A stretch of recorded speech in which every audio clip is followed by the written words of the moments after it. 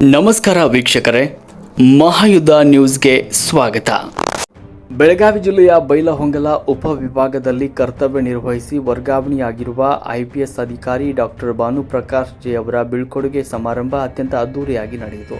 ಕಾರ್ಯಕ್ರಮದಲ್ಲಿ ಮುಖ್ಯ ಅತಿಥಿಗಳಾಗಿ ಪಾಲ್ಗೊಂಡಿದ್ದ ಬೈಲಹೊಂಗಲ ಉಪವಿಭಾಗ DYSP Veerayya Hiremath, Bailhongal CPI Yaligar, Kittur CPI Shivanand Gudaganatti ಹಾಗೂ ಬೈಲಹೊಂಗಲ ಪಿಎಸ್ಐ ಸೇರಿದಂತೆ ಪೊಲೀಸ್ ಇಲಾಖೆಯ ಹಿರಿಯ ಅಧಿಕಾರಿಗಳು ಮತ್ತು ಸಿಬ್ಬಂದಿ ವರ್ಗದವರು ಉಪಸ್ಥಿತರಿದ್ದು ಡಾಕ್ಟರ್ ಭಾನುಪ್ರಕಾಶ್ ಅವರ ಸೇವೆಯನ್ನು ಸ್ಮರಿಸಿದರು.